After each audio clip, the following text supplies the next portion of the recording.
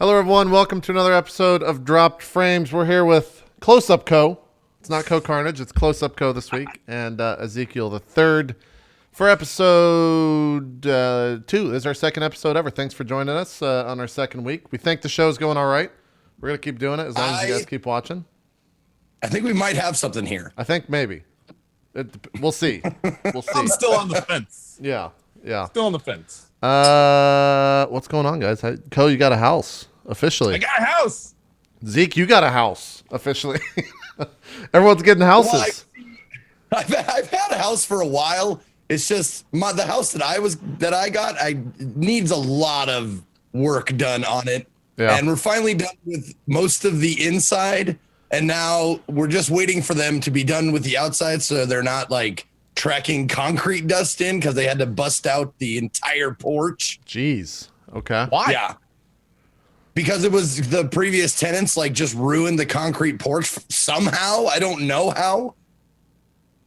They ruined the concrete porch, so we had to wait for them to like be done tracking concrete dust in and out of the house. So it's close. We're close. We're real close.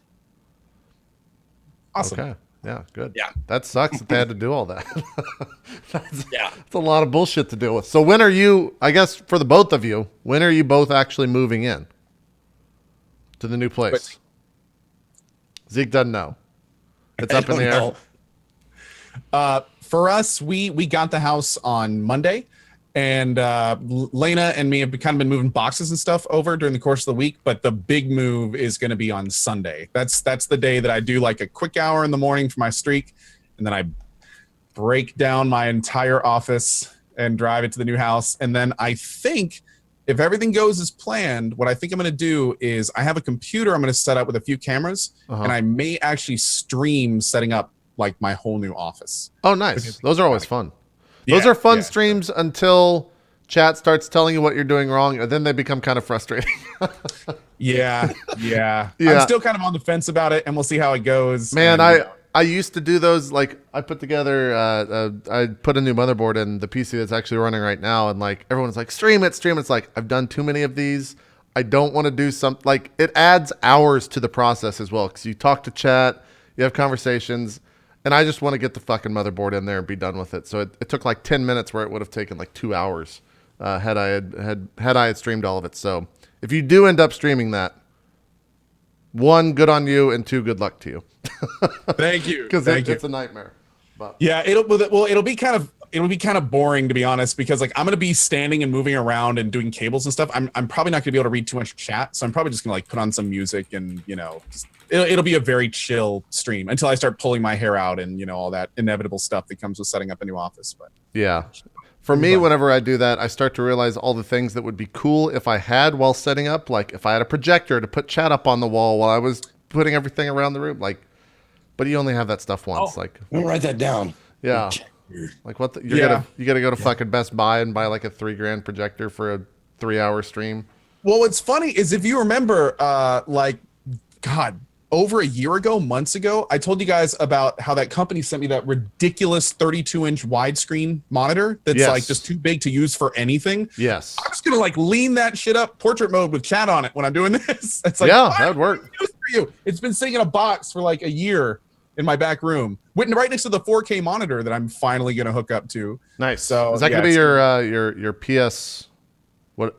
Not the PS4 Pro monitor? Or are you gonna get some else? I know you already have a TV, right? You have 4K TV. I have a big TV, but the things that I'm going to be doing, like in this office, I'm going to do a little bit differently. Is not only am I going to have like a dedicated console area, but there's actually going to be 2 different streaming areas in my office. So that I'll be able to go back and forth on, and because I needed to have another computer set up anyway for some other stuff that I'm doing, and it's kind of going to be a lot different from how it is now, but it should give me a lot more flexibility in terms of like what I want to stream and how I transition and things like that. So looking forward to it. That's definitely a concern for me as far as I want to set up a VR room. Like I have an extra bedroom that is going to be for nothing. So I think I'm just going to make that the VR like area. Yeah. A lot of people are starting to do VR areas. I have a VR room. Coz is going to have a VR room. Last time I checked, But you just need a lot of space for it, and so it just makes sense. Because also, let's be real. Streamers are not interior designers. We have no idea what we're doing with the house. So It's a good thing I'm married, dude. Yeah, if we see a vacant room, we're like, well, I guess that could be a VR room. I don't need to put anything in there except a PC and a fucking VR headset, so that works great. That's how I am. It's kind of as a sign of the times here. Like the room that I'm making my VR room is a big bonus room. It's like a giant bonus room. It's basically like 2 rooms put together. But what's kind of funny is the area right in the middle of where my VR room is going to be is this giant slate pool table. Oh. And it's a really nice pool table. Like, you know, it has like it has an uncracked slate thing under it. I mean, they had to move it up in like 6 pieces and then built it up there. And the whole reason we have it is because the owners were like, we don't want to disassemble it. Like, this is too much work. You can that must be fucking massive then, because they probably paid a fuck ton for that. Well, what's funny is now it's like, so here's this amazing pool table, and it's like, if I was growing up, I would have been all over that, right? Like, yeah, pool, I'll play pool all the time. And now I'm just like, it's in the middle of my VR room. Yeah. Lena, do you have any friends that want a pool table? God, getting rid of that's gonna be a nightmare. I need this space empty. Yeah, I thought about getting a pool table upstairs in kind of like this little parlor area, but it's like, 1, I'm never gonna play, and 2, the few times that people are over is when we're doing like Roleplay Live, and they're not gonna play because they're doing the show. So I don't know. Eventually, I want to actually have a house that I could have normal people come over to and be like, all right, this is a nice house. Because right now, like, Scoots comes over and he's like, your house you don't have anything in your house. It's literally your streaming room, a bedroom, and the kitchen. And that's it. The definition of a bachelor pad, JP. That's it. But that's why, like I was okay being in my other, like, shitty 1-bedroom apartment and this place, the intermediary place, because I don't do anything else. Yeah, I don't have fucking dinner parties with guests and shit. Yeah. I agree. By the way, for everyone in chat that is asking, we are trying to get, like, Lena's checking with her friends. If Lena doesn't have a friend who wants that pool table, I will seriously find a sub and give it to you. Like, I have nothing else to do besides throw it away. So. Do a big giveaway stream for the pool table. Why not? Right? Absolutely. With the only caveat, you have to pay for shipping. Yes, and you have to come get it. Oh, okay. So even going further. You live close by because it's heavy. Yeah. Like, I'm not kidding. It's like a half-inch piece of slate that is the entire top of the thing. It takes 5 people to move just this piece of slate. So yeah, dude. Anyway, welcome to the last year of my life. Yeah, trying to get rid of just a lifetime worth of fucking garbage, mostly. Like, free for the hauling. What is it? It's an air compressor that probably costs $2,500. You can have it if you want to come get it. Ooh, an air compressor. I'm not going to use it ever. That was one of the best things that I bought when I first moved into this house, was when I got an air compressor. Because now it's like, oh, my PC's a little dusty. Let's just fucking take it out there, turn the air compressor on, and we're good. Yeah. That's fun. Or I need air in my tires. Oh, I'm not going to the gas station. Let's turn on the air compressor. Like, it's a good thing to have for people that are just moving into a new house. I think air compressor is the way to go. I've thought about getting I should be getting one. Yeah, I've thought about getting a pressure washer. Is that a thing? Yeah. I want to get one of those to, like, clean the grout and stuff outside. But then I weighed against, it's like, do I want to go outside or do I not want to go outside? And not wanting to go outside won there. So I just didn't get one. I just didn't buy it. So doesn't that always win though? Yeah. But the other thing is, it goes like this. Well, I could buy the item, or could I pay someone? That's also true. Yeah. Here in North Carolina, dude, you have a pressure washer. You have a job. Yeah. Like, that's how it works here in North Carolina. Like, people just drive around with these pressure washing things, and that's all they do all day. And it's like, I used to have a friend that actually had one, and if he was not pressure washing someone, he was driving around in his van with the number on the side, and he kept himself, like, that was busy. His job. Damn. Was either pressure washing or driving around looking for more business, and it worked for him. Yeah. So yeah, it's pretty nuts. Then I looked into steam washing. Have you guys ever steam washed something before? Clothes or? No, like they make like industrial steam washers for grout and stuff in bathrooms. It's supposed to be like really safe, really sanitary, because it's just like fucking real hot steam. You just put up on next to the tile shower and it cleans it. But I didn't buy it either. So cool. That's where I'm at right now. I'm always in the in between on all this stuff. One day I'll pull the trigger and we'll have an actual conversation, but on a show that has no need to actually have that conversation whatsoever. Drop frames 2020 when JP's sitting on here like, oh, so now that things have evolved a little bit and I may be with someone in this house, everything's changed. Exactly. I have a dining room? Yeah, I don't. Apparently you're supposed to eat in it with other I people. eat at my computer. I don't understand what you this. know there's a room specifically for preparing food? We had a. I don't have to go out.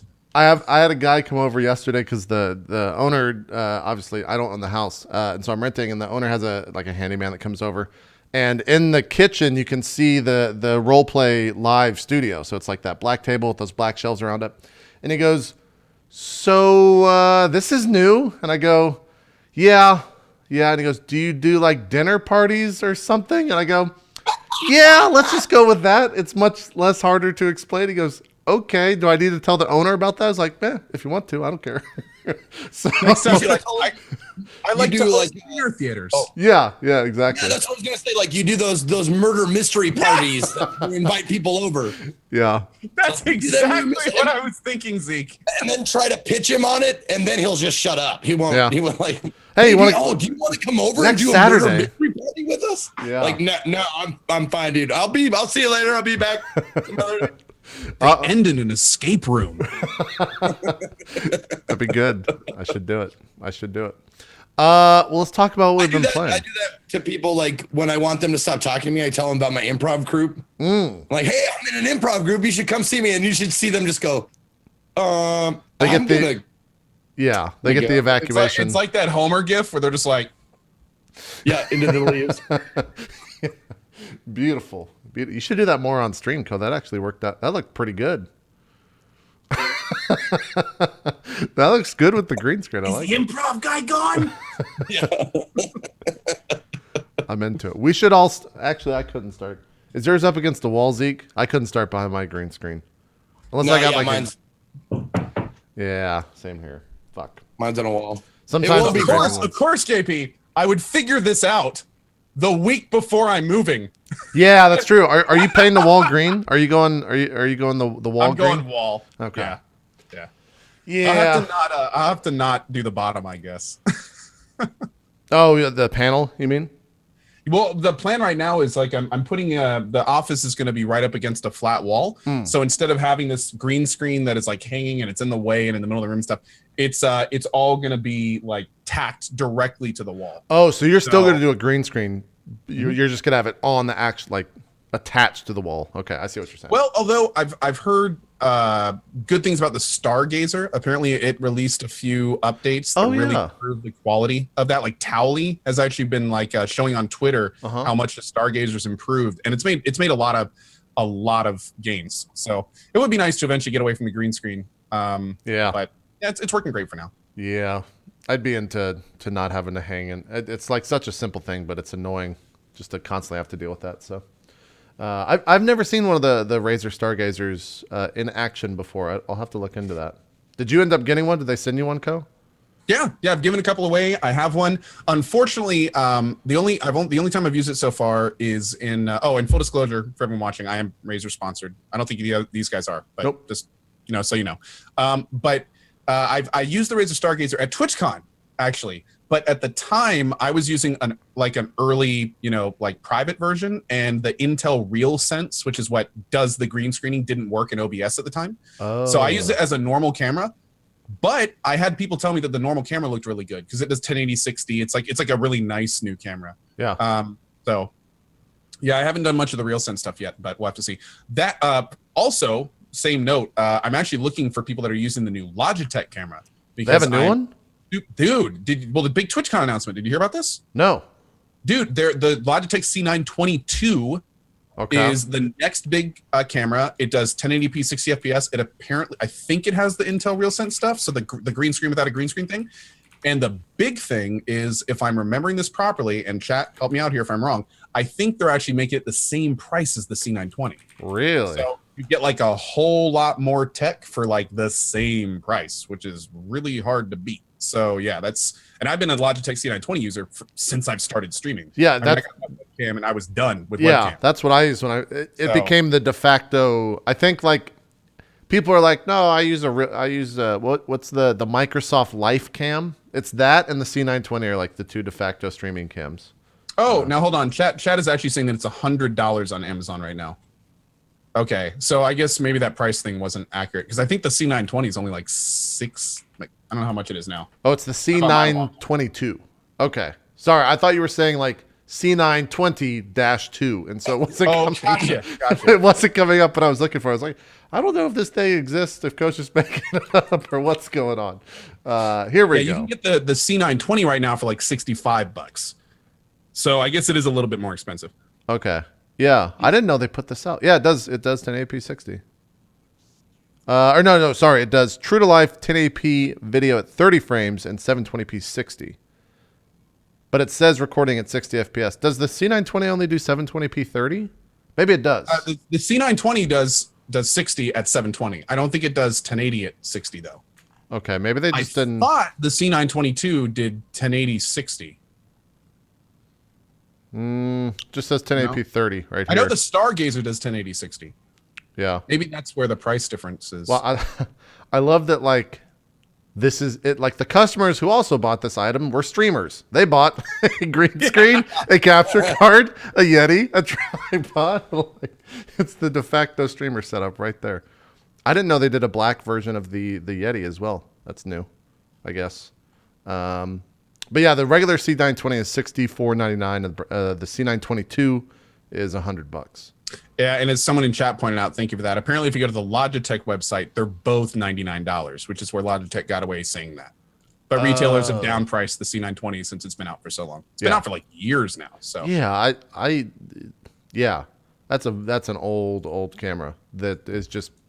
It fucking works. One of those tried and true, man. It does everything you need it to really well at a great price. So it's like any time someone says I'm starting streaming and need a camera, C920. Yep. Like it's the hands down option. 100%. Well, we got games to talk about. I guess we could talk about those. Zeke, talk to me about some of those new games, those hot new titles you've been playing, Zeke. The new hotnesses. Yeah, the new hotnesses. Sorry. I was just making sure that the exact camera that I'm using is in fact the C920 is still, and it is. Yeah, it's a good one. Yeah, it's worked for me. Talk about the new games that I've been playing. Yeah, let's talk about them. Oh, we're already jumping into that. All right. Right off the bat. Well, let's see. Let me see the ones I played because I have my notes here of the ones I played. Let's see. I played that one. Played that one. Got that one. That one. Okay. So let's see. What did I start off with? I started off with Stardew Valley. The hot new game. Well, it's not. It's just the past year of games that I hot new patch. Yeah. That I just missed because I was farting around with like old games. But I'll tell you what. Stardew Valley is exactly what everyone says it is. It took me a second to get into it. I was like, are you fucking kidding me? And now I dream about it. Now I dream about fucking like, oh God, I hope it rains tomorrow so I don't have to water because I'm waiting to get my fucking sprinkler upgrade, which I still don't have yet. But I got my watering can upgrade, so we're good. I can water 3 squares at a time. It still takes too long. And then, okay, what else is today? Today is my relationships renew so I can give gifts to my lady friend. And then since my watering can since my hoe is in the shop getting upgraded, I can go, let's do mining today. And then tomorrow I'll put my pick and get that upgraded. And then we'll just do fishing all day so we can make. So Zeke, you got any of that Stardew Valley? So we can get better fish. There's 2 ways for me to look at that game. There's one way. I'm so glad that I never actually got it. I never got I couldn't get into it. At the same time, I'm so sad that I could never get into it. I never got the game. Like it never hooked me. Because I think I played it for because ranted and raved on One Drop Frames. I played it for an hour and a half. And I got frustrated with trying to find things in the game because it's not like WoW where it's like, or it's not like the way that I play WoW where it's like, here's the quest, go this way to go to the quest. You kind of have to do a little bit of reading, a little bit of investigating. Right. And for some reason I was just not in the mindset to play that. And it didn't hook me. I wasn't I into completely it. understand that. And I will say this, as far as, Orville Pig Dick is my. Oh, that's your dog's name? That's my farmer's name. Orville Pig Dick? Pig Dick? Orville Pig Dick. Okay. Yep. Okay. Orville Pig Dick. What's your dog's name? I'm on Randy Holler Farm. Okay. And my dog's name is Spatula. Spatula. Nice. How'd you come up with that? I asked the chat. Oh, okay. What's a good name for dog? And someone said Spatula and it made me laugh. So I was like, all right, Spatula. It's good name. But here's the thing that really helped me. And usually, I mean, there's a lot of times when it's not warranted, but I was like, guys, I know there's a lot of shit in this game. So feel free to help me out, backseat, whatever. And you get a lot of advice from a lot of people about a lot of different fucking things. But if you start like taking the bits and pieces of the advice that you're like, oh, okay, that sounds like something I would do or whatever, it actually really helped like get me started. And it doesn't feel like it's ruining any aspect of the game because there is literally hundreds of things to do during the game. So I just picked, they were like, oh, you should plant cauliflower. And I was like, oh, cauliflower. I like cauliflower. Let's go plant that. So we went to the store and we got seeds. We fished a little bit so we can get some money so we can buy the seeds. And it's just a fucking chain of events. Every time you want to do anything, it's like, okay. It's like that Ace Ventura. It's like, I need a dolphin to get money. I need money to buy food. Do you see a dolphin around here? So you got to go like step by step by step to get all these like things. And then there's these little things that fucking poke at you like, oh, you missed something today. And today was the only way you could do that thing.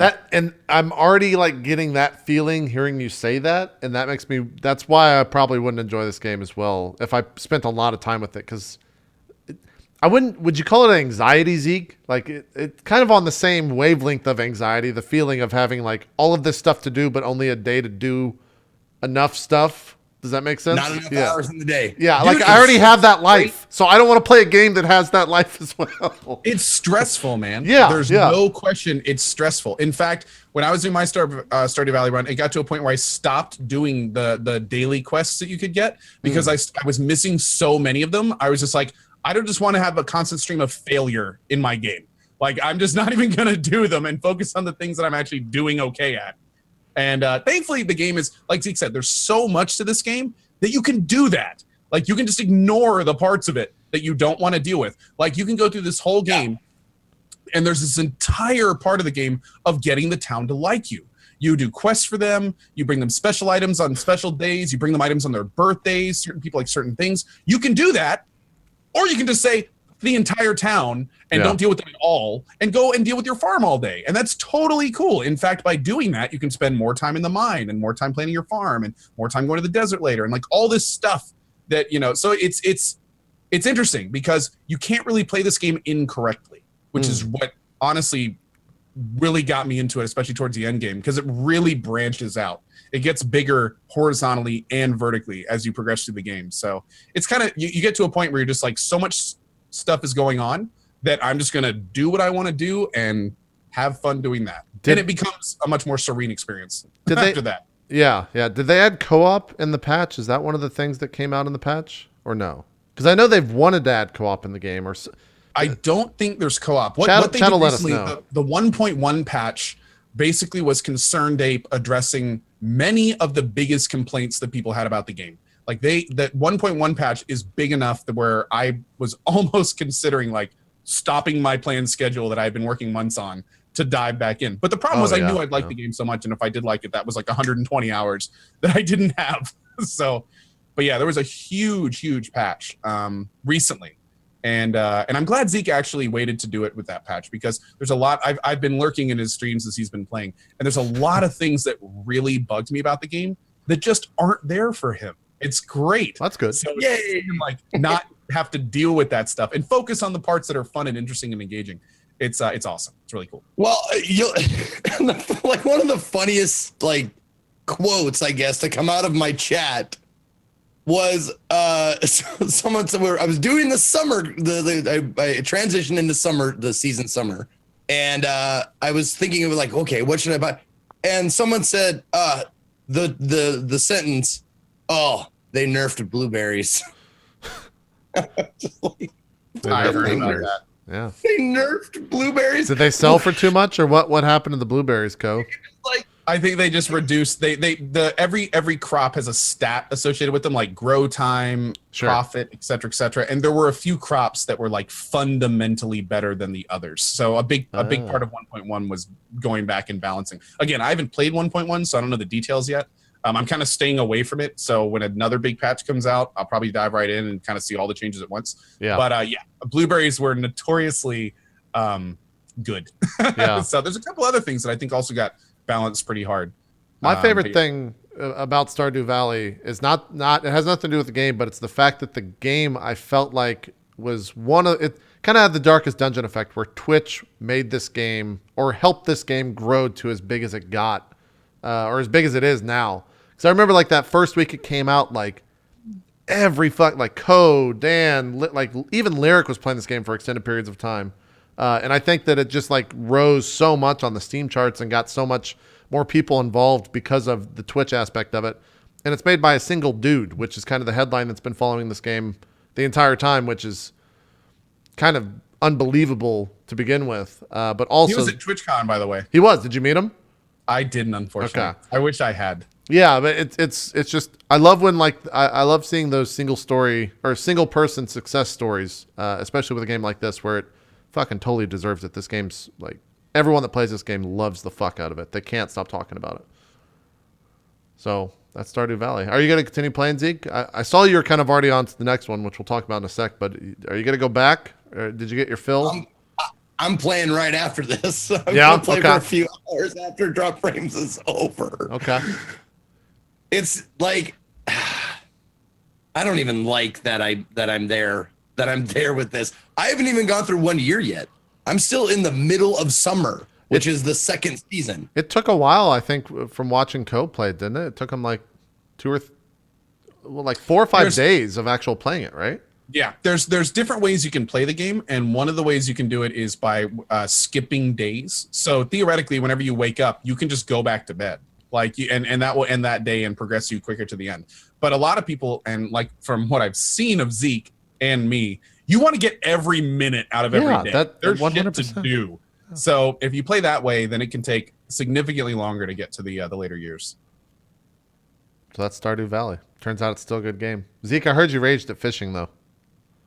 Well, fishing can sometimes be a very frustrating, especially when you get because if you don't have a good enough fishing rod or tackle or what have you, you'll sometimes you'll get a legendary fish because it has a little like gold fin on it, and you're like, oh shit, and everybody's in chat's like that, or a crown or whatever. Yeah, it's like that's a legendary fish, and you're like, fuck, god, fuck it, goddamn, fuck it. Yeah. Your little fishing bar, you have to it's very finesse stuff, and that guy is jumping around and shit, and you just want to keep trying, and you really don't have much of a chance to catch it with your current gear, but you're there, so why not keep trying and wasting an entire day of fucking fishing? I think if I remember correctly, the fishing is what got me to quit the game, or it was the final thing I did in the game that I got frustrated with. And I think you click what's the way to manipulate it going up and down? Cause whatever it's click. Okay. Whatever that was, I didn't get in the first 2 times and it just frustrated me. And then chat was like, you're doing it wrong. You're doing it wrong. You're doing it wrong. Blah, blah, blah. And I was like, nope, I'm done. Let's just move on to something else. Dude, I don't want to play. Fishing can be notoriously difficult. Especially if you're trying to get fish that you are not ready to get. Yeah. My most rage-inducing times were trying to fish when I was not prepared for it. Especially once you get towards the end of the game, you start going after the legendaries, which are by far the hardest fish. And even if you're totally prepared, they're still hard as shit to catch. So yeah, it's pretty rough. It's pretty rough. Yeah. Someone in the chat says JP's not patient enough for these kind of games. I think that's probably the best boiled down way to say why I don't enjoy it. Well, I've said that's something to say about one of the games that I played. Okay. Yeah, but I'll let you guys know. Like, Stardew Valley is definitely worth a look, and give it a few hours. Like, because when I started, it's a little overwhelming. I would say, like, there's so much stuff that you can do, how best to start and stuff like that. Just let that go is what I would say. It's just, you can ignore some things. It's okay. There's lots of time. So, but like, just I feel the opposite now that I'm in it. Like, there's not enough time. But at the beginning, you got to learn to just let shit go. Sure. You gotta, like, okay, I'm gonna miss a quest or two because I have more important things to do. You have to realize that. Once you do, you're like, okay, let's focus on one thing to start with, and then we can start to, accepting other, like, responsibilities and quests and whatnot. Sure. Yeah. Yeah. That stressed me out too. Is when I got all the quests, I had to like let one not go, I had to let one go in the sense of not finishing it, and that just like as someone that has played WoW for fucking like 10 plus years, it's like you have to do every quest so that when you go back to town, you can turn in the quest. How can you not complete this quest? What are they teaching you here? What is this? Well, when you go to the quest, like, there's that bulletin board, and you get that quest, and it says, like, get whatever fish. You can get 3 of them. It's like, it rained the 3 days I had to get these fish, and they don't come out in the rain. Yeah. You're just like, okay, let it go. Yeah. Let it go. It's like, I'll get it tomorrow. You go to the weather forecast. It's like, it's going to rain tomorrow. It's like, I can't finish this. It's the Goodwill Hunting of video games. It's not your fault. It's not your fault, Yeah. Jake. It's not your fault. Not you, JP. It's not your fault. Not you, JP. I had a 12-day drought absolutely ruin like a part of my Stardew Valley. Like, you can only catch a fish when it's raining during a certain season, and I figured it out on day like 18 of the season after it just rained for like a week. So then I was like, okay, I've got 12 days. All I have to do is rain again, then I'll go catch a fish. No problem. I got to day 8 of full sun, and I was just sitting here like, you ain't gonna play me like this, are you? And then like day 9, and then I'm like, where do I buy a rain dance? Like, it every day that went by, it became less funny and more like, you're not really doing this, are you? Like, this isn't real.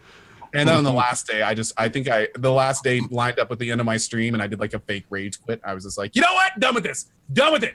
No rain. This game. And I just like. Yep. I have a sneaking suspicion that we'll be talking about Stardew Valley in our Game of the Year show later this year, which I guess we could talk about because that's announced. Did it really come out this year? Yeah. Yeah. Came out last spring. Wow.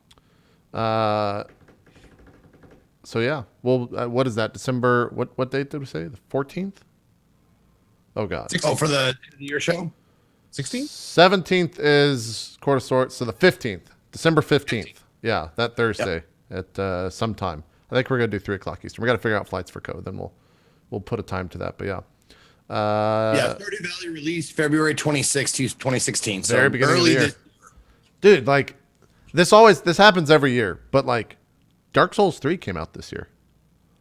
Yeah. Like the first DLC is out in a week. I know. That's why it's on my mind, because I've been thinking about the DLC a lot. What do we have an actual time and date for that yet? Is it the 28th? I'm gonna be honest, man. I just recently got in contact with like the person to talk to at Bandai Namco about all this, and it's a lot different than Dark Souls 3 was. I'll just kind of leave it there. Like it's different. Like, I think major releases are handled differently than DLC. I think DLC kind of is a side project. Okay. So I don't know. I mean, it's supposed to come out on the 25th. 25th but for the DLC. when I asked for a confirmed date, they were like, we're still nailing it down. And it's kind of like, okay, well, let me know when you know. I'd love to plan. Yeah. But yeah. So I don't even know if they're doing, like, if you guys remember, the Dark Souls 3 release had this ridiculous early access thing happened. God, it was that was weird. like it was to put it bluntly, it was an absolute mess. Too many cooks in the kitchen trying to make decisions, and they weren't talking to each other, and it was crazy. Even they were like apologizing for the issues. So for Dark Souls 3 DLC, there's completely new people now, and they're doing it differently, and they're playing their cards real close to the chest. So yeah, we'll hopefully figure it out soon. I think a lot of people are in my boat where now we're like, what character do I use? Like, where's the DLC oh gonna God, be? that's right. Like, do I want a new game plus it? Like, what boss do I have to kill? Because Dark Souls 3 is notorious for, it opens up the DLC after a certain part of the game. So it's like, what part of the game do I need to be at? The only thing I can say about this is during my Dark Souls 3 stream, I found a bugged door. And if you go outside of the Dragon Fortress area around a corner, there's this wall that has a clearly defined door in it. But the texture is the exact same as the wall. It's just offset. And I remember like making this joke where it's like, this is where the next DLC is probably going to be, blah, blah, blah. And now I'm going back to it and I'm like, it's probably, yeah. That's maybe that is where the next DLC. When you go to when you go to the Dragon World, is that back in time or is that just to teleport to another area? It's just to teleport to travel in Dark Souls 3. Okay. It's just to teleport to another area, another part of the world. Okay. Correct. And it's I may have missaid it. It's the outdoor area that has the 2 dragons that land and then start breathing fire, and you have to like go around them and kill them both separately. It's like that outdoor area right after you go up the ladder after the witch dancer. that's Oh, okay. Okay. I got you. Yeah. You go up the ladder, forward, and then to the right, and you kind of go on top of like all the areas, and it's up in that area. Okay. Yeah, I had like, because of the way that game was released, like fucking 4 weeks before you could play the Japanese version on the, like all that stuff. I never finished my PC character, which was like the mage strength build with like magic weapon stuff, which was a lot of fun. Strength build. Oh, interesting. Okay. Yeah. It's because like I would get a weapon to like +7, like the great axe, which I used in the first strength build playthrough. I get to like +7, it's like 700 attack. And then if you buff it with magic weapon or crystal magic weapon or whatever, then it's like plus like 1100 or some shit like that for a certain amount of time. And I don't think I beat the game with that character, so maybe I'll go back and get right to the last boss. Or maybe I did. I don't know. I still not beat the game. That character. Oh wait, no. Damn it! I got Bloodborne and that confused. I was about to be like, so did that character use the Moonlight Sword? But that's the Bloodborne DLC, right? Yes, that's Bloodborne DLC. Yeah. Okay. Yeah. Yeah, I was watching Maximilian play that last night, the DLC. But anyways, I was actually too. Yeah, he's a lot of fun to watch. I like watching Max. He was playing King of Fighters before that, and it was funny because he was having so much lag and he was complaining about it. And people were like, "Well, you're just complaining because you're losing." He's like, "I haven't lost." I'm like, "Oh, okay." I guess you could say that when you're good at fighting games. Dude, there's very few other streamers on Twitch that get as technical as he does about fighting games. It's one of the reasons that I've been following him for probably over a year now. Yeah, and, he's good. And yeah, it's awesome to see that kind of stuff get broken down like that. So to see him play games like Bloodborne and stuff with the same mindset is hilarious. Yeah, it's a lot of fun. Zeke, you never finished it, right? You never finished Dark Souls 3? No, I never did. I was doing that dumb challenge that I was doing, and I put it aside because pick it up. What was it called? Pick it up and play with it. Yeah, and I got pretty far with it, but I hit a boss wall definitely with because I think I had 2 shields, and I'm going up against the twins or the brothers. The brothers. The one that gets on the back of the other one eventually. Oh yeah, the little blind bro and the big blind bro and little. Towards the end, towards the very yeah. You made it that far though. That's impressive. Yeah, that's actually pretty impressive. I didn't realize you made it that far. Yep. I don't know how that's beatable with 2 shields. So. No, I just have to basically what I have to do is either try it with 2 shields or run around until somebody drops something. But that kind of defeats the purpose because I could go farm a weapon somewhere. Yeah. So and it's just RNG and that's just farming and yeah. So it's kind of against the spirit of the whole thing. So whatever. I really want to boot that game up and see if I actually finished the game on that. Because I remember beating the brothers. I remember like that character was so. It got to the point in Dark Souls where your character gets too broken and everything is like really easy if you're still on the base game. And I think I fought that guy, but. Well, I do want to go through it like a regular run. I would just love to do it like I would do it normally. Yeah. Dark Souls 3. Are you gonna do that for the DLC, Z? I might. I mean, that sounds fun, and I always have fun playing Dark Souls games. It's honestly just hell on my channel, like hell. Excuse me, for my channel. Yeah. Because no one wants to watch me like fumble around and fuck it up. Well, I feel like pros do it, and, like no hits or like speed runs. And shit. Every once in a while I'll jump into the Dark Souls 3 game category on Twitch, and it's literally 20 to 25 people are streaming it.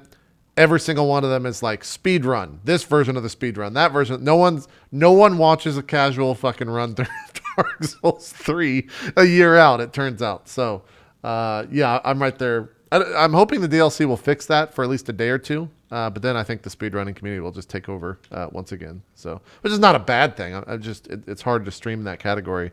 The other way that it's new, or the other way that would work, I guess, if you're new to the Dark Souls series and you start with that, and you're already an established person, like you might get pretty good views. So yeah, but yeah, no, don't get me wrong. Like I know chat has kind of blown up a little bit about it, but don't get me wrong. There are lots of people who like it, but that's half as many as I would normally get with like a Tex Murphy game or something like that. Right, right. It's not geared towards people who watch my channel. I was surprised that you had really good viewership with Stardew on your channel when you were Stardew was fucking like it's hard. It's not like super skill based. It's like if you fuck up, like you can do the day over again if you like. Yeah, just do a do-over the next time you wake up. Exactly. That's exactly what I did. I've done that like 3 or 4 times where I'm like, oh fuck, I forgot about the flower dance. Start the day over. Well, one of the other games you checked out was actually Warhammer. But before we jump into Warhammer, I think me and Coach should talk. Be a short conversation. Well, okay. Well, let's talk about. We'll just do it now. Then we'll talk about Battlefield 1. Okay, then you guys can run on to Battlefield. Yeah. What did you weren't a fan of the Warhammers? Okay. Now here's the deal. Here's my brief synopsis on Total War Warhammer. There's a lot of times you'll see if you watch the however long I played it, like hour and a half, 2 hours, something like that. There's a lot of me doing like this face. Everyone does that face, I think, with that game. And it's because like there's something to be said about not holding your hand during a game. But there's also something to be said about like, accessibility for people who played games before, like any games, not just your games before. Now, let me just preface all of what I'm saying with this does not seem like a bad game at all. It seems like a very complex and well put together, well thought out game from a game series that people fucking love. However, for someone that is brand new to like the Total War series, it was supremely difficult for me to jump into. I had the same feeling when I played it. Yeah, I couldn't. I probably would have benefited from somebody else who was familiar in my ear saying like, "Oh, this is this." Yeah. This. You can co-op this game, Zeke. Yeah, I know. Or not co-op, but multiplayer, I guess is the better word for it. The proper word. Yeah. And like I was reading and they would tell you like 5 things in one like box, and I would be like, okay, you said this thing. I'm looking where the fuck is the thing that you said? I'm looking for it. And then like people in chat had to tell me, it's like, oh, you gotta do this first, open this, and then you'll see what he's talking about. It's like, right. Okay. And there was just so much of that that I couldn't, I would have to honestly sit down. And the reason why I didn't like streaming it is because I would have to sit down boringly, look over everything, figure out where everything went, what everything did. And I don't want to do that on stream. Sure. I don't want to sit there and like have like go through a learning experience on screen. I mean, I understand like the complexities of it and how that could be very, very fun for a lot of people. but jumping straight into it for me was very, very difficult. And frankly, it made me feel like I was an idiot. Like it made me feel stupid a lot of times because I was like, okay, so these guys are, I know I'm not supposed to do this, but what's the best way? And there's so many like shortcuts, key binding stuff, and like all kinds of shit that they just kind of expect you to know or figure out, which I don't have the time or the patience to do that. Sure. I will say this. It had possibly one of the best opening scene sequences of any game I've ever seen. The cutscenes? People were telling me, like the opening, like right when you start the game, it just goes right into it. You can skip it, but it goes right into the, like it's just the intro to the game. Yeah, it was fucking amazing. It was one of the best I'd ever seen. Like that, the like Witcher. Oh, the one that starts with the priest, right? Yes. Yes. Okay, I know what you're talking about now. Yeah, those are, and apparently they do that all the time with Total War. Yeah, they do some really good cutscenes.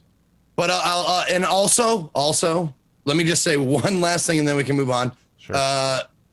RTS is not for me ever, ever. It's not for a lot of people. That's why that genre is dying or almost dead. Big no for me. I can't do it. I can't, like, if it's turn based, I'm fucking there. I'm in.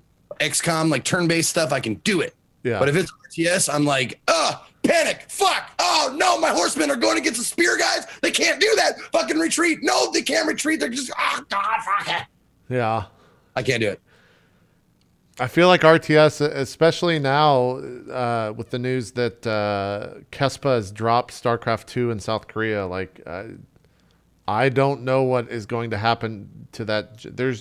I can't name an actual RTS that's coming out or that has been announced that is going to be like, oh yeah, no, that's going to be a good game. Like that's going to save that. The only thing that could happen is if Blizzard at BlizzCon I don't know if you can make a Warcraft 4. But if they announce a Warcraft 4 at BlizzCon in 2 weeks, then that will surprise me more than Overwatch being announced did, to be honest. Because I just don't know how you make a fucking RTS game in 2016 where people are just like, fuck yeah, let's play some RTS. It's such a hard fucking genre to get people interested in because MOBAs have watered, and I say watered down, but that's more negative than I think I mean it to be, but they've changed that genre to where you can't make an RTS, you make a MOBA. Like I think that's the only thing that people could do now. So I don't know. We'll see. But yeah, you didn't play very much. It seems. Zeke. No, you played it's an hour and a half. It's really not in my wheelhouse. It is not. It's not the game for me. It's so well put together and so well done and so intricate that it's absolutely like I can see how it's a great game. But it's like watching a movie like Citizen Kane and going like, I can see how people like this. I'm bored as shit, but I can understand why this is a great movie. JP, one thing to mention is actually there is a new RTS coming out that a lot of people are super hyped for. I actually played an hour of it at PAX, and that would be Dawn of War 3. Is there an argument to say that that's not an RTS? There's an argument to say this one isn't either because it is. Not only is Dawn of War 3 and RTS, but they're actually returning to a lot of the base building and stuff from the original. Okay, so there is full on base building in that game. Yeah. Okay. There's full on base building, heroic units. You summon people in. Now, granted, Dawn of War 3 has a lot of tricks to separate it. Like the 3 different races all have completely different ways of playing. There's drop pods, and you can there's all sorts of little. I mean, let's be honest about it. There's all sorts of gimmicks that make it kind of unique and interesting. But it is an RTS, no question. Okay. I played an hour of it. Like it feels and plays just like an RTS. Sure. And then the other question, do you think people play? Maybe this is a question for chat, but you can definitely answer. Do people play Dawn of War for the single player, or do they play it for the multiplayer? Personally, I'm only playing it for the single player. Okay. I don't plan on playing multiplayer. Okay. Yeah, I don't know how big that the multiplayer was for Dawn of War 2. I think they I want to say, like, didn't Dawn of War 2 launch with, like, wasn't that still in the era of GameSpy? Like, didn't it have some sort of GameSpy tie-in? Is it that old? I don't know. That. I don't know if it did or not. It might have just had, like, direct connection, but yeah. It looks like most of chat is saying both, for the record. Okay. Like, I see a lot of people saying... Take me off the goddamn screen. You don't want to see Mel Gibson? We'll take Yeah, it. it does look like a lot of people are saying they're planning on playing both single and multiplayer. Okay, cool. Yeah, I honestly forgot that was coming out, but I definitely want to at least play the single player. I enjoyed the other single players for Dawn of War 2 and the expansions that came out with that. But For sure. yeah, Dawn of War 3 releases this year, and Total Warhammer is not Zeke's game, so the sky's blue. Turns out as well. I could have told you that you probably weren't going to enjoy that one too much. No, you guys are gonna talk Battlefield 1? Yeah. You need to go take a break real quick. You want to? I'm just gonna make some more coffee. Okay. You guys Cool. have, Sounds I'll be good. back. Sounds good. Just a quick second. I think that I'm interested to talk. How do I start off with Battlefield 1 is a good game. There's nothing inherently wrong with Battlefield 1. I can't pinpoint. Well, the single player I haven't touched yet. Did you touch single player at all? I didn't either. People said the single player is kind of wishy-washy, and I think Total Biscuit specifically ripped into it really bad yesterday. But with that said, I don't think I like playing Battlefield 1. And Why is that? I think we should get into it after we talk about your experiences with it. And then we'll talk about why I don't like playing Battlefield 1. So talk to me about Battlefield, because you've been playing it for about a week. You did the 10-hour EA Access. Is that? Yes. Yep. Fucking too many terms. The EA Access 10-hour buy-in for $5 thing. So talk to me about it. So I've been playing Battlefield in the afternoon streams pretty much since release. I did exhaust all of my 10 hours before it was done, and I probably put in just as much or more since. I'm planning on playing it tomorrow afternoon. Here are the good things about Battlefield 1. It is more Battlefield. Yes. If you're a Battlefield fan, you will probably enjoy this game. It's got a lot of little systems that are a step forward for the Battlefield franchise, and like me trying to get in that window, and there's a lot of very positive things about it. Another thing that this is one of those gotta give credit where it's due thing. Origin has gone through some serious changes in terms of finding people that are friending you, the speed of the system, joining and having people join on you. Like for instance, a lot of streamers don't know this. If you start a Battlefield and you friend a bunch of subs, let's say you friend 10 subs, well, they can join on you and it will fill your squad. Well, if subs continue to join on you, they will actually join like in a queue for your squad. So you can have more than that many people in your squad before you enter a game. When you enter the game, everyone who's not in your squad gets in queue to automatically be added if someone leaves your squad. So one of the things I do is I'll play with a group of subs, and then I'll play a couple rounds with them, and then I'll be like, okay, guys, thanks for playing. That was awesome. I'll just go into my squad and kick all 4 people, and they're instantly new subs there ready to go. That's cool. Now, throughout this, players can join on you while you're in your map, and they'll join either team, and a lot of times they'll join the enemy, and it's just as fun playing against subs as it is with them a lot of times. And it's really become super easy. So again, credit where it's due. That part is awesome. The game itself, I'm having a lot of fun with it. As I'm very clear whenever we talk about this stuff, I'm not a historical buff. I don't prefer historical shooters. And in fact, when they announced Battlefield 1, I was kind of like, oh, wow, okay. 2142 is still my favorite Battlefield. And I was like, I'll give this a try, but, we'll see how it is. And thankfully, going back to what I said at the beginning, the little changes they've added and little improvements are enough for me to really enjoy this game. I'm probably going to switch to Titanfall 2 as soon as it comes out. Because, again, I'm a huge sci-fi mecha buff. Yeah. And I'm really excited to see what they're doing there. But until then, this game has not only been good, it's been a lot of fun. And I really enjoy playing it. And I enjoy playing with all the people and how easy it is to do that. My biggest complaint with this game so far, by far, is for some reason, they changed the way that melee works. And I think they changed it because it's too overpowered. The charge, you mean? The charge and the F attack. Okay. But they've basically turned the charge. They turned the charge into like this, you feel like a Hulk charging down with your gun out, kind of thing. Like it felt kind of Hollywood and awesome. They turned that into like this totally hit and miss, really weird behavior in close quarters. If the person's in an animation, it no longer kills them. In some cases, you'll just run right through them. It cancels at weird times. It doesn't always fire. Like they basically just ruined the bayonet charge system. but again, to be fair, it was a little overpowered in the betas they had. So I guess they had to do something. Sure. But it definitely needs more work because it's really hit and miss right now. But as you can see, I still use it, and it's still cool. But I hope they fix it. But yeah, that's really my take on Battlefield right now. I'm really enjoying it. It's definitely going to carry me to Titanfall 2. A lot of the streamers in New Game, I was just playing with Diction today. I've been playing with Bike Man, been playing with Sacral. They're all having a great time.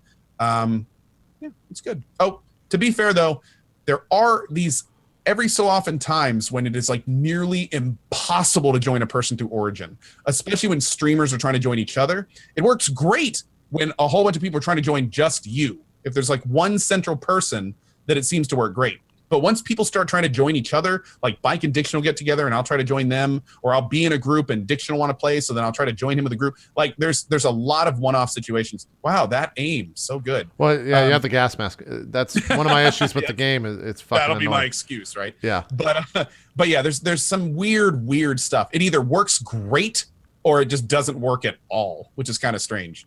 And I've gotten hours of it working awesome, and then all of a sudden I'll bring a new person or try to join someone and the whole thing falls apart. So yeah, hopefully they'll get that fixed up soon. Yeah. So what about you? What Now, tell me your opinion on this. Again, and I'm not saying this to like keep fans. Battlefield 1 is a great game. Everything that Battlefield 1 strives to do, it does very well. I think it's one of the best looking fucking shooters that I've ever seen.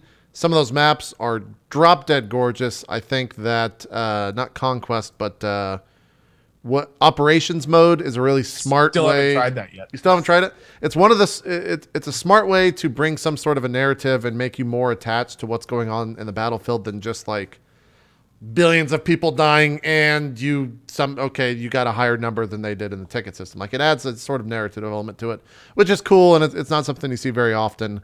Then it also gives you a little bit of kind of backstory on why this fight has occurred, and because this is not Battlefield 1 is not a historically accurate game. I don't think that much. There's a lot of things that they kind of just take for granted, but it does a cool job of handling that and handling the narrative in this world.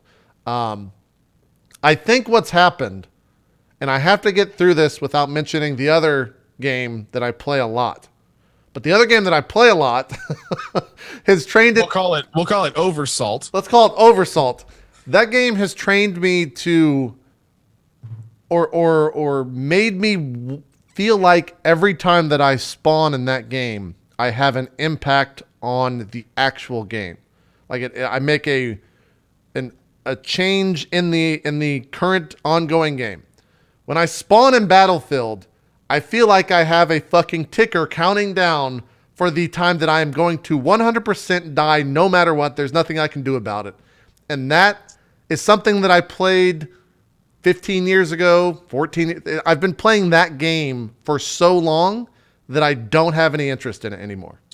Now, it's interesting, JP, because a lot of people actually have that issue, and there's a pretty easy way to get about it. It's don't suck ass. See, but it's like, if you want to have an actual conversation, we can. But if you want to be a prick, like chat all the time, because that's the thing that they say every time I mention it. To be totally fair, though, it's great advice that I didn't take at the beginning of Battlefield 1 myself. But and of course, I said that first thing as a joke, but Sure. now to follow up with the real part. Like, if you ever get in a situation, and this is actually one of the reasons I love the Battlefield games, unless you're getting camped, which happens, and it totally sucks, where the enemy's taken every point on the map, you Sure. have one place to spawn, and they're just spawning you there. Unless that happens, there are tons of different ways in a Battlefield game you can be super effective otherwise. And I'm one of the people where it's real easy to get in these modes where you're just like, oh, I died again. Let me find the closest spawn to where I died. Okay, let me try to do better. Oh, I died again. And sometimes I get into those. And honestly, those are kind of the days that I kind of get tired of Battlefield 1. It happens to everyone. Right. But it gets to the point where you're like, okay, what points do I have available? Let me work on getting behind or running to a north or south of the map and, hiding my way to it. Like, at that point, it becomes, okay, how can I help my team? Another big thing with Battlefield is squatting is huge. Yeah, And I if play you ever pretty get much to a solo. point That where is you true. feel like you're getting camped, find a squad with an open spot, ask where they are, start spawning on them because it's super easy. And then all of a sudden it's 3 people versus like the people that are killing you. And all of a sudden you get a few kills and then you get a foothold and it just goes from there. But I got to agree with you, man. There are definitely times in this where you don't have the right waypoints, or there's just a position where you only have 1 or 2 places you can spawn and both are getting camped. It's miserable. And that's honestly what I think chases away a lot of people from Battlefield. But finding ways around that, I think, is not only part of the fun, but in lots of cases, the thing that makes Battlefield stand out against other games. Like today, I got the very top of the map 3 times in a row on a 64-player server. Yeah, and I've done that a lot. In some cases by 10K. And it's not because I'm good at aiming at all. It's probably because you're playing the objective. The squad, and we were going around and capping points. And anytime we would get capped, our squad would be like, okay, let's go to the back of their point and start working up backwards and stuff like that. And you just can't really do that in a lot of other games. Yeah. And but again, this is how Battlefield has always worked. So exactly. Yeah. And I think that's probably my biggest issue is that I've played Battlefield before. I've played the 5 other Battlefields. So for me, it's not there are few experiences like operations mode, which I think is cool for a couple hours. And then also did you play the Pigeon mode? I haven't, but can you go into a little more detail about operations? Like how is it unique, and is it unique enough to really bring something to the table? So operations mode is you're put into a map. You choose either 42 or maybe 48 or 64 players, and it starts you off. And basically, when you lose a map, it's not over. You have 3 tries to basically move on to the next point, or to take the map, I guess is the best way to say that. And granted, like I said, I've only played an hour or 2 of it, so I'll probably do a piss poor job of explaining it. But it is a progression through the map. It's not like Conquest, which is the base mode, where you can just go everywhere. You literally start on one side of the map and you have 2 points, and the enemy has that part of the map. They always spawn here. You always spawn here. That's the conflict wall. Then you can move forward and take that, and then they're back at 1 spawn. And then you move forward and take that. And then it forces their spawns back, and you move up those 2 spawns. And then you kind of just keep trading off until eventually the attackers take the entire map and you move on to the 2nd or 3rd map, depending on which one you're playing. And there's narrative sense where, like, when you click it, it tells you kind of what's going on here, why this force that you're playing is pushing that, what's big about this area of the world, et cetera, et cetera. And then when you go into the map, it kind of shows you the points or the landmarks in the map so that you get an understanding of what's going on there. It's honestly a good way to learn the maps, I think, as well. But I think it's also gated by how many spawns you can have as an attacker. And that's how the enemy team wins, is eventually you just run out of tickets or spawns in that mode. But the other mode, which I think is probably my favorite, is the Pigeon mode. Yeah. I saw it, but I haven't played it. What is that? It's really it's a crazy take kind of on. Did you ever play Oddball in Halo? Do you remember the Oddball game mode where it's kind of like hot potato, where you grab the ball and then you start accumulating time, and then whoever gets to like 5 minutes of holding the ball, while one player is kind of not. They can't do much when you have the ball. You just sit there and hold it, and it accrues time, and then you can go up and melee people. That's Halo. In this game, it's the same sense where you grab a pigeon. If you're moving, the pigeon doesn't accrue time as fast as if you're just standing still, and then it fills the circle really quickly. But then the enemy team can see where you're at because you're a fucking pigeon marked on the map, right? So they know to come and attack you. Or you're a guy holding a pigeon, I should say. And then once it reaches a certain amount or reaches the full circle, you run outside and you press E. The pigeon goes off, and then artillery kills the other team or drops on the general location of the other team. Then new pigeons spawn. It's 1st to 3 quote caps. So it's kind of like a 1 flag CTF mid oddball variant, to use Halo terms. But it's pretty fun. There's a lot of killing. It's crazy. It honestly comes down to most of the games that I played. People would use the gas that you can throw, and they would just like flood an entire base where you're in, so everyone inside just has the fucking gas mask and has to use the hip fire. So then people run in with shotguns and just take you out immediately because they can. Hip fire is really strong with a shotgun, whereas with a regular gun you're going to be missing a lot of your shots.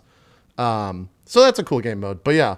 I don't know. I've spent, how long have you've played a lot? You spent the 10 hours of the buy-in, the EA access, and then how much have you played on release? Probably over 10 hours. I'm probably around between 20 and 30 right now. Okay. I think I played about 6 on launch night and about 2 yesterday, and I ended up quitting, going back to Overwatch after that. But yeah, I don't know. I want to see more games on this engine. there's definitely a couple times where I'm like, this feels very Star Warsy. Like, Yeah. this feels very Which much is like I've played it. especially, but I gotta say, in a positive way, the sound design, which is something we really ping for Battlefront, it is back in Battlefield 1. Like, they did a great job with the sounds. Which again is not, it's one of those things where if sounds are done decently, you don't even talk about it, but if they're done really well, it can add a whole new level to the game. And it's definitely present in Battlefield 1, which is nice. Another thing to mention, by the way, that we haven't talked about too much, there is an extensive customization system in this game that is pretty damn cool, and it's all unlocked. Also, there's crates in the game that, as far as I know, you can't buy with real money. Can't buy them yet. They said that you might be able to down the line, I think is what I've heard. I don't know if that's the official word or if that's just chat saying. Screw that. Yeah. Because that's the first thing I did when I saw the weapons. I was like, oh, I can make my weapon look cool. Well, where do I buy the crates? Because I'll buy them right now. Then chat's like, you can. It's like, oh, okay. I was so excited that I thought crates could only be bought within game, because that would have been awesome. But that makes them, in my opinion, that makes them worth so much more. Like in terms of like cool factor. But I don't know. My issue with the crates is I bought I think we both bought the ultimate package, which I want to talk about right after this. But when you buy the ultimate package, I think you get like 5 free crates or something. Did you get 5 when you booted it up? I had 5 free crates waiting for me when I got the game. So I don't know if that was because it was the ultimate package or it just because it's a new account or what, or they want to introduce you to the battle. I earned a bunch in the 10 free hours, so I don't. Sure. I don't remember yet. When I opened like the 4th or 5th crate, I got a legendary gun, which was Skin. a legendary skin. Yes, which the only way that I could use that skin is if I got support to rank 3. Which is like, by my estimation, 10 hours worth of playing support. Like how long? Because it took me 3 hours to get 0 to 1 with playing support. How long would it take you? I think it's 50,000 points is rank 2. I don't know what At 2 to 3. 10 hours, I was almost ranked 10 on my medic. Really? Okay. Yeah. Maybe I think maybe the I big just thing need with to play more. support though is like you get more experience if you do what the class is for. So, oh, okay. You said next. Like with support, you'd be basically want to be throwing ammo packs everywhere. Right. So, and if you do that, you can kind of like power level yourself a little And bit. maybe I wasn't throwing enough. Squad, and you're following the squad commander that like can double your score. So yeah. Basically, what I'm getting at is I fucking hated that I unlocked this cool thing and I couldn't use it until it was gated by another thing, and that was a little bit frustrating. But then again, it's a skin that it's understandable, but the only difference there would be not give skins to unlocked weapons, which I like. All the coolest weapons are unlocked weapons. So yeah, I don't know how they fix that problem. Yeah, it's kind of weird. Maybe it should only give you legendary skins of guns you already own or something. Yeah, I don't know how they fix that problem. You're right, but that was a little bit upsetting to me. Then the other thing on customization, like there is a fuck ton of different customization things you can unlock. I wish there was a way that I could go in and see what a gun is like before I fucking bought it. They give the stats, but they're not enough. Yeah, it's like give me a shooting range or people say play the single player. I don't want to have to play through an entire single player campaign to get used to a gun. It should have like a little test or demo where it just puts you in a hall with a target on it with the gun you're interested in buying. I completely agree. Yeah. And I ran into that issue more than a few times. I bought a medic gun today because chat was telling me it was fully auto and it had all sorts of issues. And I like within seconds was like, I've made a huge mistake. Like I just wasted those bonds. So I really wish there was some kind of thing on that. Cool side note though, that I didn't know until 15 hours into the game. Anytime, first of all, whenever a vehicle spawns in this game, it's not a vehicle, it is a vehicle type, and then you can select what vehicle spawns from there. Yeah. But what's awesome is you can then click on a vehicle, go into customize, and every single vehicle has multiple package loadouts. So you can pick a tank and you can make it be anti-personnel, or you can pick a tank that has giant cannons on the side meant for weapons, or that same tank can have 2 flamethrower things on each side. Like yesterday, me, Bike, and Diction were just going around in a tank with flamethrower things. Literally, we were just like a ring of fire moving around the map. And anything that got close to us would get absolutely destroyed in seconds. And it was awesome. And you can do that for all the planes, all the vehicles. You can even have you can pick different loadouts for your horse when you get on that. It's really cool. And one good selection in that, there's an artillery truck. And the artillery truck in general is really strong. Yeah. But then you can also get an AA artillery truck. And I was in a map last night, and I was like, man, these planes are tearing us up. There's no one on our team that's good enough to take him down. So I just buy the AA package, drive my ass to the middle of the map, and shoot down every plane they put in the sky for like the next 10 minutes. Yeah. I took out the 3 guys that had been owning the map within seconds, and then like every time they'd fly back in, I just destroy them with it. I mean, that part of the game is really cool. As someone who's flown a lot, I feel like AA guns are super fucking strong. Maybe they should be, though, because past battlefields, you had people like Widgety Bear who would just fucking sit in a copter and go like 90 and 0. So I understand why, but yeah. Every time I get in a plane, it's just like are super strong. Like you get a really good bomber team together, a pilot that knows how to bomb and spot, and a front and rear gunner that know what they're doing, and especially coordinating and calling targets. Oh man, that is a force to be reckoned with. They'll take down any plane that chases them. Oh yeah, and they will just be dropping massive bombs all over the points. Combine that with people on the ground that are actually spotting for them. Yeah. It's a freaking nightmare to play against them. Bike was saying I think they buffed the turrets on the bomber jets because they used to be a little bit in the alpha when I played a lot of I would say the majority of my time with the game. I would die whenever a fighter would get on me, even if the guy behind me, the back turret, was shooting at it. And now if someone gets behind me, apparently they die like super, super quick. The front cannon, I think both cannons got a buff. I think they made the one in the rear a little more AA, where AA guns have that giant radius whenever they explode to hit I think they did that a little bit with the rear gun on the bomber, because I've kind of run into the same situation. But the front cannon on the bomber, oh man, Sacril and Bikeman were flying around. I think Sac was flying and Bike was gunning. And dude, they were based they just owned the map. Like no one could kill them. They would fly down and Bike would take out 3 people. Sacril's bombs would clean up the rest. I mean, now, I'm curious, since you can't really, quote, play the objective in the sense of like capping points, were they still at top of the scoreboard? Because I feel like if you're going only for kills, you're always going to be outscored by people that are going and taking caps nonstop. Do you know if that, like how that, the give and take there? What's really interesting in this game is if you time it properly, any plane can cap a point. But it's only for like a second, right? They only get 1 tick? Well, as long as you're in proximity of the thing, then you can cap the point. So, for instance, like in the desert map, there's a point in the South G, and its radius is enough to where in a plane, you can fly a circle around the point and always be in cap distance. Gotcha. And a lot of points are like that. So if the pilot times it properly, you can, especially like a bombing run pilot, you can time that bombing run to be on a cap. So you can just go right over the point, get kills, get caps. If you're in a squad, you get the objective bonus. Also, if a bomber sticks to points marked by their squad commander, every single kill is extra points. So it's all about that teamwork, man. You can top the scoreboard without capping points if you're doing it properly. Absolutely. Sure.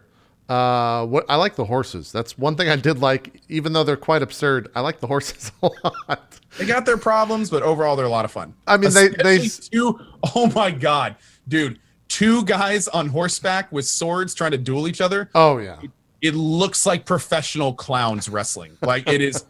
It is ridiculous. Like there's just enough lag to where if they get close to each other, they'll like start doing this dance left and right. Like the game's trying to force them to be side by side, and you never know really what side you're on. So like I kept running into this issue today where I'd be charging at a guy, like perfect jousting, right? My sword would be on my left, his sword would be on his left. We're coming at each other perfectly, and then at the last second, we'd snap to the other sides, and we'd both swing at air, and then wildly try to circle around. So we'd just be swinging our swords in circles, seeing which one hits first. I mean, that sounds about right. It gets a little weird. Yeah, I think with the horses, you have to always be moving. From what I've found, that's like the only way to do well on a horse is just if you're circling a point nonstop with your sword out to cap it, it's much better than just like standing there, because you could take a couple shots. They have a little bit of extra armor, but not very much. And you can snipe the person right off the top. You can. He has no armor. You can. Absolutely, you can shoot him right off. So yeah. But yeah, I think that's Battlefield 1. I don't really foresee myself jumping back into it. I think I got my fill. I think I understand what that game is, and I'm good. But I am at the same time, I'm pretty excited for Titanfall next week, from another EA shooter coming out a week later after Battlefield, which is so interesting to me. And I want to see how that goes. Timing, man. Yeah. Really surprised one of those didn't get delayed. One thing that I do want to talk about before we jump on is this weird thing, and Microsoft did it with Gears. It's becoming. I guess maybe they took it from Steam early access, the idea that people want to pay money to play the game early, but they all have these $100 edition, these ultimate editions where you can play the game like 4 or 5 days earlier. I just want to see what y'all's thoughts are on it. I feel like if something isn't said about it now, that it's going to become the norm. And I guess I'm okay with that as long as it sticks to only multiplayer games, the Call of Duties, the Battlefields. If it becomes something that happens for single player games, that's going to be really frustrating. I mean, here's the deal, JP. It already has. I mean, you heard about the Deus Ex Mankind Divided stuff, right? No. Did they do it as well for that? Dude, there's a cash shop in Deus Ex Mankind Divided. I knew that. Yeah. I mean, that's the exact same thing, essentially. Okay. But basically what we're living in right now is video games have gotten big enough to the point where they can take major risks with their viewer base to see, to put it bluntly, how much money they can get people to pay. And that's exactly, we're in the testing phase. The consumers are the petri dish to this right now. Sure. How much will people pay for large franchises to get early access, get skins, get all this other stuff? I mean, basically these companies are testing our limits. And the problem is that there will always be people buying these games. Yeah. There will always be people spending money on these games to get it earlier, get better at it, look cooler. Like, that's just how it's going to be. And there's no standard holding them back at all. I mean, hell, dude, $60 to get Battlefield 1. $60 for the season pass. It's the cost of the game to get a few extra maps, game modes, and skins and stuff. And that's something that came from last generation. Like, that's been there for exactly 5 or 6 years already, right? So now I guess and the new they have crates. Yeah, that's the new evolution is crates. Yeah. Like, it's seriously, it's getting to the point where it's gonna eventually get to the point where these companies are gonna find a way to just be like, how much money do you want to give us? Yeah. Let's give you avenues. You can give us as much money as you want to. They're just gonna go the humble bundle as far as you can in your game. It's gonna get to a point where right now you have to unlock levels, and you have to get war bonds. And with war bonds, you buy items. It's gonna get to a point where it's just like, do you want fully unlocked characters? $39 per class. And I want. Sorry, if I scared you by speaking up. No. By all means. I'm just waiting for the day where I can just pay $60 and Steam will tell everybody that I beat the game. Right? Right? Like, yeah. How far are we from buying achievements? And I got 100% in it, got all the achievements, so I can point. It's like, I totally did it. Look. It's on my Steam account right there. You can see all the achievements that I got. Dude, you just hit the nail on the head, man. Imagine if games get to a point where it's like, you spent 60 hours on a game, but you forgot that one thing during that one playthrough to get 40 out of 40 achievements, and now you have 39 of 40. So you get hit with a choice. Well, I could do another 30-hour playthrough, or I could just buy the achievement for $5. Yeah. Yeah. We'll probably hit that scary, somewhere. But that's the direction this is heading, if you think about it. I mean, it's just another cosmetic little thing, So what I really hope happens someday is a major company like CD Projekt Red or someone steps up and comes up with some kind of badge. Like the ESRB rating? Mm-hmm. I want there to be something like that for pricing, to where it's like there's a rating that assumes you're buying the game. And you're getting everything that game has to offer. And yeah, there might be a few DLCs, but here's the list of features you're getting, and here's everything you're getting for $60, and we'll never charge you more than that. That's the kind of thing that I think I'd be looking for games with that badge. I would sort by games with a badge like that. You know what I mean? Some kind of like fair pricing initiative where it's not money, basically people playing with us to see how much money they can get out of our wallets, where it's like actual gaming content for a fixed amount, by a whole bunch of guidelines, done. Your DLC price combined total will never exceed half the price of your final retail game. Stuff like that. Because it's just right now it's a wild west out there, and we're the ones suffering. All of us are losing money because these companies are trying to see how much money they can make. Yeah. I saved a lot of money by just really delving into indie shit. Sure. Like, Yeah. That's a route to take for sure. Dirt cheap indie shit. And then a lot of it is fucking better than AAA stuff.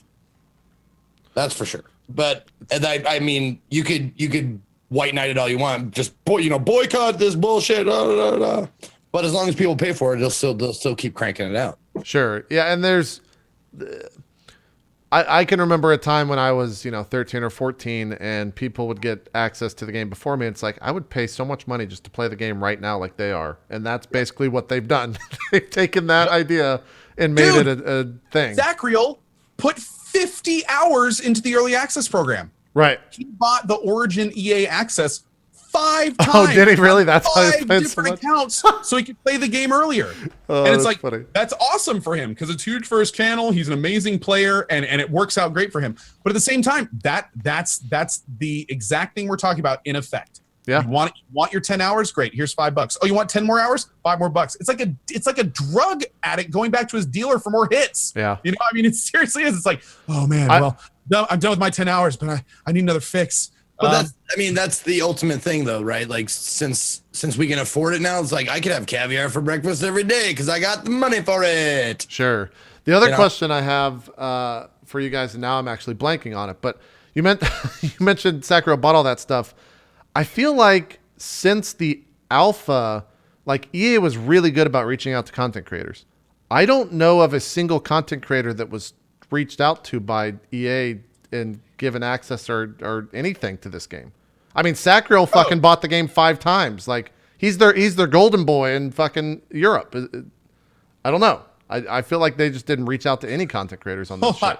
Hold on real quick. Before I continue, just for the record, chat, I absolutely love Sacro to death. He's on my streaming team. I'm not talking bad at Sacro at all. I'm talking about. I was just typing that. I was like, that's not a shot at Sacriel. No.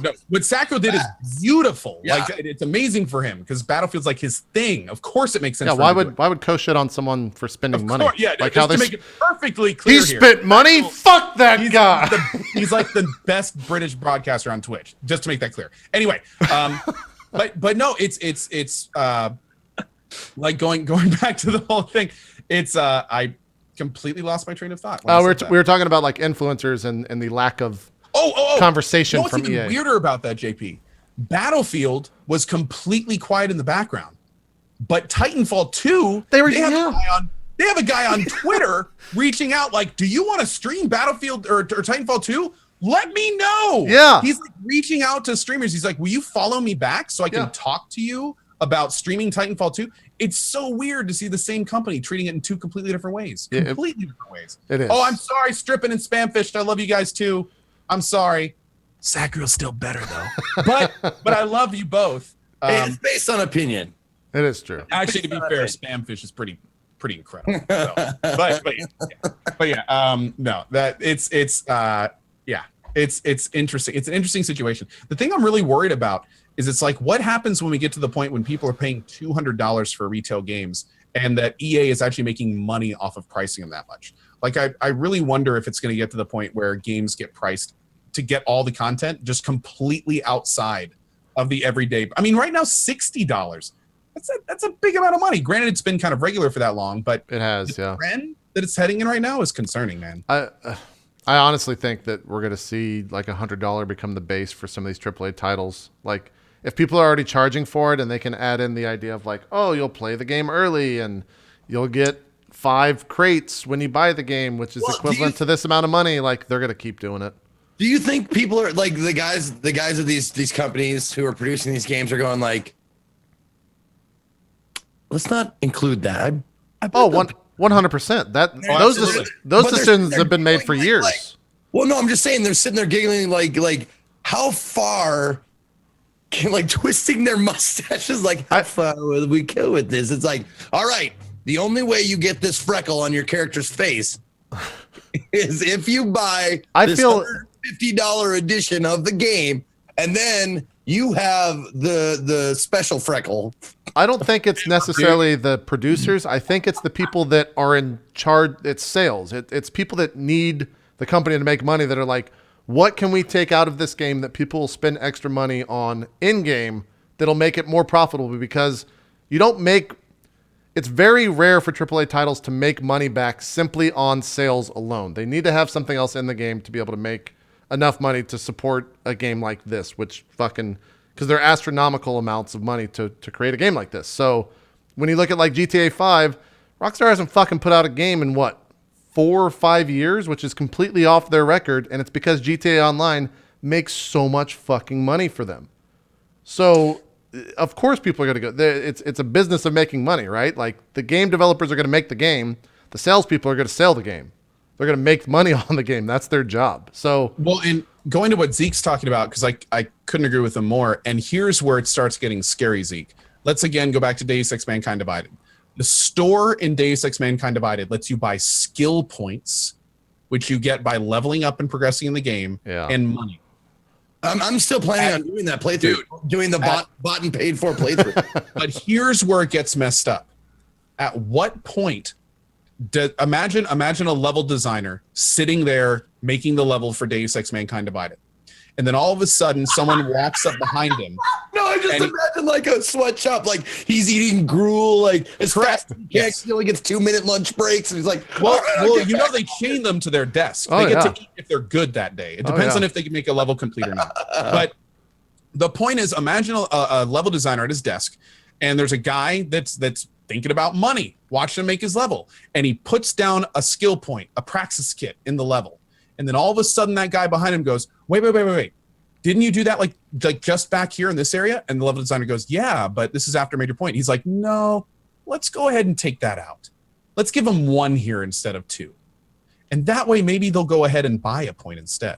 Yeah, it's like once they start putting in monetary mechanics in parallel to the gameplay, that's when it starts getting scary. That Deus Ex Mankind Divided, in my opinion, should be kind of like the red flag to a lot of people, because at that point you're making money off them reducing what you can get from the game. And if they're clearly thinking about making money because they put the system in the first place, or it wouldn't be there. So it's in their interest to reduce how many skill points you can get in the game. Sure. So you'll buy more of them. Right. Well, and it's been happening since time immemorial with the movie business. It's like you go through a movie, you get the script and the screen, and the people who want to make money on it go like, all right, we're gonna do this scene, but we're gonna put a Coke can right here. Oh yeah. We're gonna put it right there. You got to face it out, make sure they see it. All right, we're gonna have this Apple computer with the logo right there, so you can see that. And shit like also, that just like fucks up the entire fucking. I was thinking about that yesterday, drawing comparisons to, and I don't know where my brain got on this thought, but how does the movie industry do that without having like FCC, like the same thing that streamers have, where their content creators have to like disclose if we've gotten anything free or this sponsored stream? Like, how does that work in movies? Do they disclose that in the credits somewhere that like Coke was? Like, because it's literally subliminal advertising. Like if you see fucking Captain America drinking a Coke, you're like, all right, well, Captain America drinks a Coke. Oh, what was it? Didn't the last Matrix like feature Cadillacs or something? Like all of their cars. Every fucking movie features a car. Yeah. So I don't know like how. If someone tweeted me, tell me how that shit works, because I'm just curious how they get away with doing that without like fucking. Oh, chat. We know they pay for it. We're talking more about like the consumer knowing they paid for it, and not that they just chose to put it in. But CJP, then you're coming into this weird gray area where it's like, okay, do you also have to claim the stuff that people didn't pay for? Right. Like at that point, how do you know what's paid and what isn't paid? Right. And if there's a prominently featured advertisement, if there's a prominently featured brand in a movie that they didn't pay for, why they just wanted didn't to use they it. get paid for it? Yeah. You know, and again, going back to They'll get sued for that if they on TV they blur out stuff like that. If you hold up a Coke can and you're not sponsored by Coke, that'll be a blurred Coke. That happened at MLG and all that stuff. Yeah. So I don't know, man. It's such a weird situation. It's really when weird. When money gets involved, everything gets messy. And it's not even just money. We should just get rid of money. We should just get rid of money. Get rid- It's not even money though, because like for an unknown game, I was told that if I was given a code for free, that I would need to tweet and also start out any video where I played that game to disclose that I was given this code for free. I guess that's happening. Very recent game. Less same here. Yeah, exactly. So I guess that's becoming something that the FCC can come after you about. So No, I want to go back to this no money thing. I think we should just exchange goods for services. Yeah. I think, can we live like that? Can we live like just exchange? Like, could. I will paint your house if you give me loaves of bread. But Zeke, my loaves of bread are better than your loaves of bread. They're worth more, you know? So. Oh, wait, we just found the problem with that system. Fuck. Now I understand why currency exists. Well, then I will paint your house. I'll paint the guy's house with loaves of bread that my painting will afford me. Jesus Christ. Bread paint? Bread paint, man. Is that what we've come to? Bread paint? Painting for bread, not bread paint. You just like nail pieces of bread. Oh, God. So that's Battlefield 1. Yeah, can we take a break? Yes. Dude, that game review just took us on a journey. Dude, like, It did. At the end of the day, a lot of people want our recommendations for games and take them seriously. Battlefield 1's a great game. Battlefield 1. It's a good time filler. It's a great time filler. If you have friends, you'll especially have more fun. If you have friends that can squad up and have communication, you're gonna have a hell of a time. Just be prepared to die a lot, which you should be going into a Call of Duty or a Battlefield or pretty much any FPS. So I think that's a good note to take a break on. And I just want to go capture some more pigeons. I think that's the best game mode in Battlefield. I really do. I kind of want bread now. Kind of want bread? Okay. You go get yourself some bread. I'll go chase pigeons outside. I don't know what Co's going to do. Maybe he'll film both of us and stream it. I'm going to drink more beer. Yeah.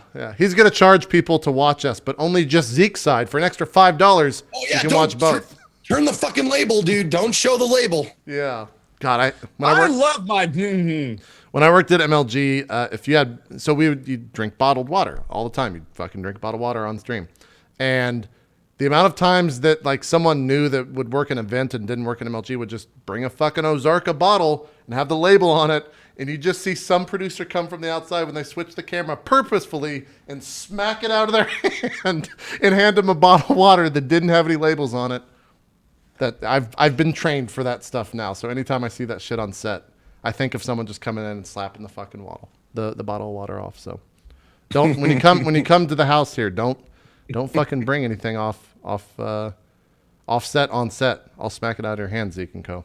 Don't do it. I wonder how many people have done that. Just out of curiosity, how many people have like been sponsored by a certain thing and they fucking hate it, and they dump it out and fill it with something they actually like. Monster makes Monster, the energy drink, actually sells water in their cans, so that when you're doing any of their sponsored people, whether it's a racer or anyone, a streamer, you just buy water through their Monster cans and you just drink it out of their Monster can, so it looks like you're drinking Monster. That's like a thing. You can put whatever you want, but they specifically come with water inside them, which is kind of crazy to think about. That's dirty. Yeah, I mean they've been doing that for years. They did that MLG with a bunch of people they sponsored, where you'd think they were drinking a water bottle, but it was out of a Monster can or a Monster bottle. It's just like taking stuff out. That's a line for me, dude. Yeah, you're yeah. It happens all the time. It happens all the time. Oh, what a world we live in. What a world. All right, let's take a break. We'll come back and talk about... I played PSVR. We'll talk about some PSVR. We'll let Zeke talk more about some of the other games he's played, as well as Indie Sunday, which I saw you were doing. Yep. And then Co's been playing some Dead Space. Have you played Dead Space? I played Dead Space when it came out. This is one of the first times I've done it, really paying attention to it. With a thought to it? Okay, cool. Right. Cool. Also beat Vampire.